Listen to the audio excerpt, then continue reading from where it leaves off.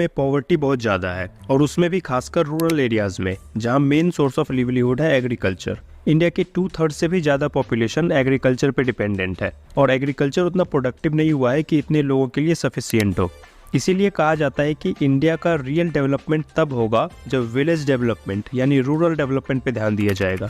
तो इस चैप्टर में हम रूरल डेवलपमेंट के बारे में पढ़ेंगे कि रूरल डेवलपमेंट का क्या मतलब होता है। इसका मतलब है रूरल एरियाज के वैसे चीज़ों पे फोकस करना जिससे वहाँ की इकोनॉमी का ओवरऑल डेवलपमेंट हो, जैसे ह्यूमन रिसोर्स मतलब एजुकेशन, हेल्थ केयर, स्किल्स, इन सब का डेवलपमेंट, जिसे हमने पिछले चैप्टर में पढ़ा था। इसके अलावा इंफ्रास्ट्रक्चर डेवलपमेंट जैसे electricity, irrigation, transport, road connectivity, agriculture से रिलेटेड रिसर्च एंड डेवलपमेंट, इन सब पे ध्यान देना। जो गरीब है उनकी लिविंग कंडीशन को इम्प्रूव करना और उनको जॉब अपॉर्चुनिटीज़ देना। इन सब का बेसिकली मतलब है कि ऐसे स्टेप्स लेना जिससे वहाँ के रिसोर्सेज का सही से यूज हो और प्रोडक्टिविटी इंक्रीज हो। लोग सिर्फ फार्मिंग तक ही सीमित ना रहें बल्कि नॉन फार्म एक्टिविटीज़ की भी अपॉर्चुनिटीज़ उनके पास हो, जैसे फूड प्रोसेसिंग इंडस्ट्रीज। एग्जाम्पल के लिए आलू से चिप्स बनाना, ये फूड प्रोसेसिंग है। तो अब हम रूरल इंडिया के कुछ क्रूशियल एस्पेक्ट्स जैसे credit and marketing system, agriculture diversification और ऑर्गेनिक फार्मिंग, इन तीनों को एक एक करके देखते हैं। Credit and marketing in rural areas.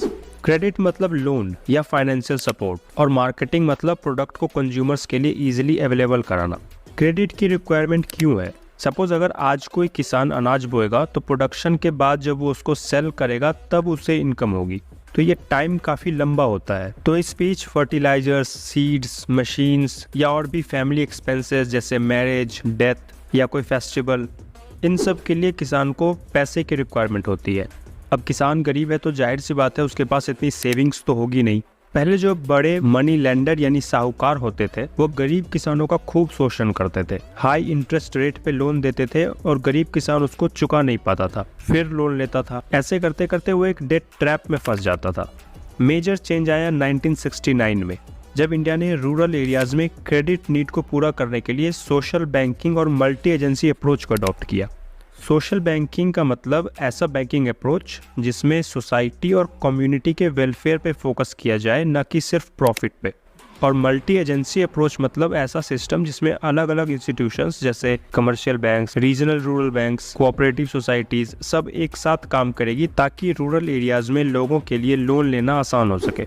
1982 में national bank for agriculture and rural development यानी नाबार्ड को सेटअप किया गया, जो पूरे रूरल बैंकिंग सेक्टर का हेड होता है और उनको रेगुलेट करता है। रूरल बैंकिंग सेक्टर में आता है कमर्शियल बैंक्स जैसे SBI, HDFC, regional rural banks, cooperative banks और लैंड डेवलपमेंट बैंक्स। इन सब का काम है रूरल एरियाज में सस्ते रेट पे लोन देना। इसके अलावा सेल्फ हेल्प ग्रुप्स का भी बहुत बड़ा रोल है। नाम से ही पता लगता है खुद के हेल्प के लिए कोई ग्रुप है। इसमें गांव के ही 10-20 लोग अपना एक ग्रुप बनाते हैं, जनरली वुमेन, और रेगुलरली थोड़ा थोड़ा पैसा सेव करते हैं और जब ग्रुप में किसी मेंबर को जरूरत हो तो उसे लोन देते हैं। इसे माइक्रो फाइनेंसिंग या माइक्रो क्रेडिट प्रोग्राम कहते हैं। बैंक से लोन लेने के केस में कुछ कोलेट्रल यानी सिक्योरिटी रखना होता है, लेकिन SHG के केस में ऐसा नहीं है और रेट ऑफ इंटरेस्ट भी कम होता है। कुदुम्ब श्री केरल का एक सेल्फ हेल्प ग्रुप है जिसका मेन फोकस है पॉवर्टी रिडक्शन और ये काफ़ी सक्सेसफुल है। रूरल बैंकिंग इम्प्रूव होने से बहुत फ़ायदा हुआ, जैसे किसानों के लिए लोन लेना आसान हुआ, फार्म प्रोडक्शन, इनकम और एम्प्लॉयमेंट भी इंक्रीज हुआ। लेकिन कुछ प्रॉब्लम्स अभी भी है।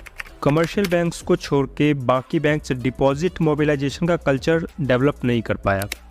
बैंक कैसे काम करता है? हम पैसा डिपॉजिट करते हैं जिस पे बैंक हमें इंटरेस्ट देता है और वही पैसा बैंक दूसरों को लोन देता है और उनसे इंटरेस्ट चार्ज करता है। तो बैंक को अच्छे से फंक्शन करने के लिए ज़रूरी है कि डिपॉजिट ज़्यादा हो और लोग टाइम से लोन वापस करें।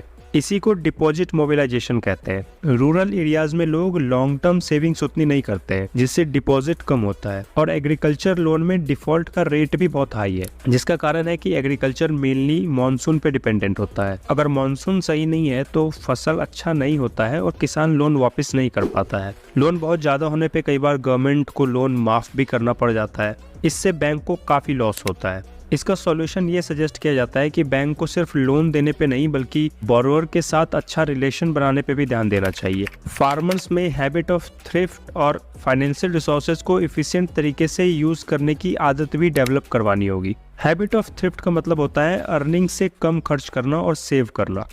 नेक्स्ट अब एग्रीकल्चरल मार्केट सिस्टम को समझते हैं। कोई भी product, food grains, vegetables, fruits, ये कैसे अलग अलग जगह पहुंचेगा, ये मार्केट सिस्टम पे डिपेंड करता है।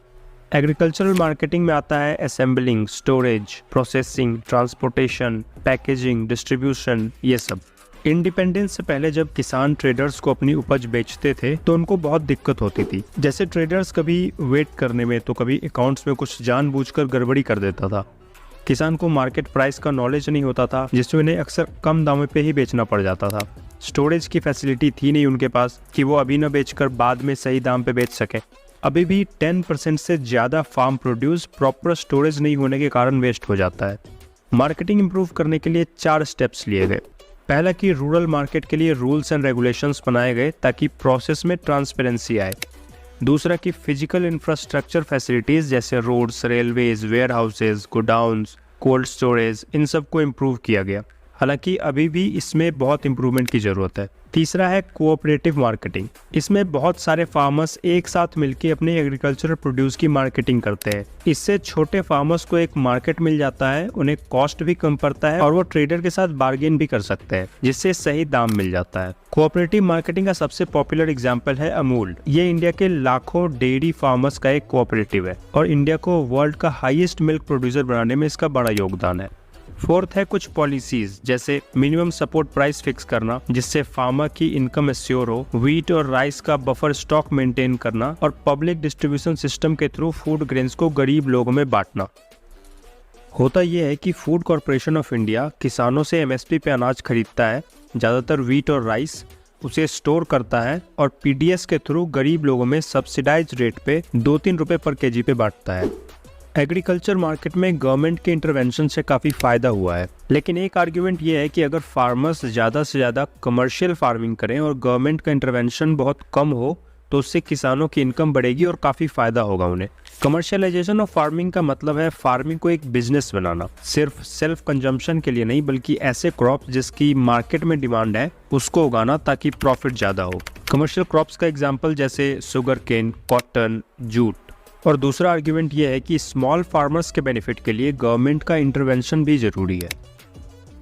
मार्केट का एक ऑल्टरनेट ये है कि अगर फार्मर्स ट्रेडर्स और होलसेलर को नहीं बल्कि डायरेक्ट कंज्यूमर को अपना सामान बेचें तो उससे उनकी इनकम इंक्रीज होगी। पंजाब, हरियाणा और राजस्थान का अपनी मंडी और आंध्र प्रदेश, तेलंगाना का रायथू बाजार इसका अच्छा एग्जाम्पल है। आजकल बड़ी कंपनीज भी कॉन्ट्रैक्ट बेसिस पे डायरेक्ट फार्मर्स से डील करती है और उन्हें जैसी क्वालिटी का प्रोडक्ट चाहिए उसकी डिमांड करती है और फार्मर्स को सीड्स और इनपुट्स भी प्रोवाइड करती है। हालांकि कंपनीज जनरली बड़े फार्मर्स को ही कॉन्टैक्ट करती है। छोटे फार्मर्स को इसका कितना फायदा होता है, इस पे अभी भी सवाल है। नेक्स्ट है diversification into productive activities. Rural areas में बहुत लोग एग्रीकल्चर पर डिपेंडेंट है, तो डाइवर्सिफिकेशन का मतलब है सभी लोग एक ही तरह के काम पे डिपेंडेंट ना हो। ये 2 तरीके से हो सकता है। पहला कि क्रॉपिंग पैटर्न में चेंज आए, मतलब सिर्फ व्हीट और राइस नहीं बल्कि और भी दूसरे क्रॉप्स की फार्मिंग हो। और दूसरा कि एग्रीकल्चर ऑलरेडी बहुत क्राउडेड सेक्टर है तो लोग पोल्ट्री, फिशरीज या दूसरे नॉन एग्रीकल्चर एक्टिविटीज जैसे food processing industries, leather industries, tourism, इन सब पे शिफ्ट करें। एनिमल हस्बेंड्री यानी पशुपालन फार्मर्स में काफ़ी कॉमन है। अक्सर किसान फार्मिंग के साथ साथ गाय, भैंस, बकरी, मुर्गी ये सब पालते हैं। इससे उनका एक alternate source of income generate होता है।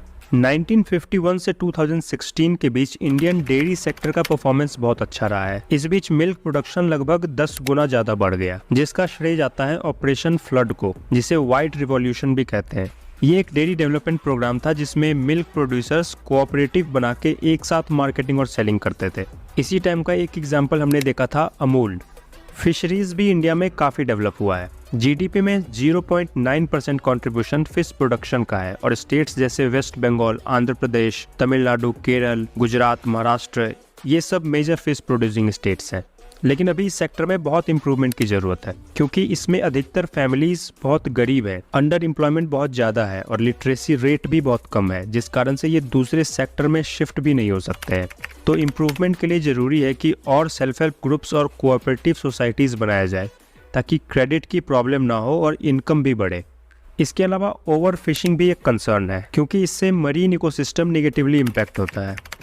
एक और सेक्टर है horticulture. Fruit, vegetables, flowers, medicinal plants, spices, इन सब के कल्टीवेशन को हॉर्टिकल्चर कहते हैं। ये जीडीपी में लगभग 6% कंट्रीब्यूट करता है। इस सेक्टर को और इम्प्रूव करने के लिए हमें टेक्नोलॉजी और इंफ्रास्ट्रक्चर को और डेवलप करना होगा, जैसे इलेक्ट्रिसिटी, कोल्ड स्टोरेज, मार्केट से लिंकेज, इन सब में इन्वेस्ट करना होगा।